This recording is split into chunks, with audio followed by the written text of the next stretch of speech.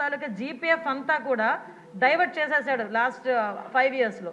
దానికి కోర్టుకి వెళితే టెక్నికల్గా ఏం చెప్పారంటే అన్ఎక్స్పెక్టెడ్గా వెళ్ళిపోయింది డబ్బులు, మాకు సంబంధం లేకుండా వెళ్ళిపోయిందని ఆన్సర్ కూడా గవర్నమెంట్ నుంచి కోర్టుకి వెళ్ళిన పరిస్థితి కూడా మనం చూస్తూ ఉంటే సిగ్గుపడాలి ఈరోజు.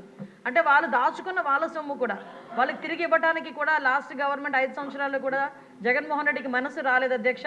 ఈరోజు తిరిగి పోలీస్ వ్యవస్థల గురించి, విధానాల గురించి, రాజ్యాంగం గురించి ఆయన మాట్లాడుతుంటే కొంచెం మనందరూ కూడా ఇబ్బంది పడాల్సిన అవసరం ఉంది అధ్యక్ష.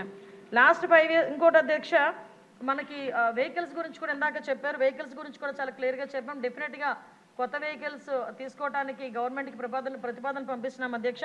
ప్రతి చోట కూడా వెహికల్స్ మీరు అన్నదైతే వాస్తవం అండి. వెహికల్స్ చాలా ఇబ్బందిగా ఉంది. అంటే స్క్రాప్కి వెళ్ళిపోయే వెహికల్స్ 15 ఇయర్స్కి ఎట్టి పరిస్థితుల్లోనే స్క్రాప్కి ఇచ్చేయాలి. ఆ వెహికల్స్ అన్నీ కూడా చాలా ఉన్నాయి. ఇంచుమించు 50% మనకి కొరత అయితే ఉంది. దానికి కూడా అధిగమిస్తాం.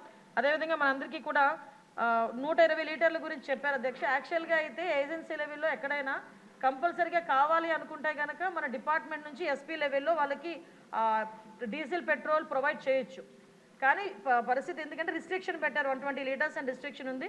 దాన్ని ఈరోజు ఒక 300 లీటర్స్ వరకు కూడా రిస్ట్రిక్షన్ని పెంచే క్రమంలో ముందుకెళ్తున్నాం అధ్యక్ష. అదేవిధంగా ఇప్పుడు మీరు అడిగారు అధ్యక్ష, మనకి ఏపీఎస్పీ నుంచి ఏఆర్కి వెళ్ళేదానికి కన్వర్షన్ లిస్ట్ కూడా రెడీగా ఉంది అధ్యక్ష. దీనికి అతి తొందరలోనే వాళ్ళందరికీ కూడా ఏపీఎస్పీ నుంచి ఏఆర్కి పంపించే ఏర్పాటు కూడా జరుగుతుంది.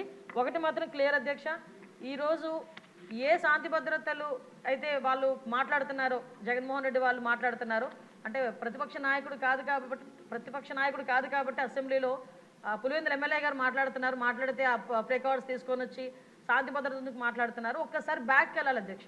శాంతి భద్రతల విషయంలో శాంతి భద్రతలను కాపాడుకోవడానికి అసలు పోలీస్ డిపార్ట్మెంట్కి వాళ్ళు ఏం చేశారు ఈ రోజుకి కూడా చాలా క్లియర్గా చెప్తున్నాం అధ్యక్ష. పోలీస్ డిపార్ట్మెంట్ని రాజకీయ అవసరాల గురించి కాకుండా ప్రజల భద్రత గురించి, శాంతి భద్రతల విషయంలోని కూడా మేము ముందుంటామని మనస్ఫూర్తిగా మీ అందరికీ కూడా తెలియజేసుకుంటున్నాను అధ్యక్ష.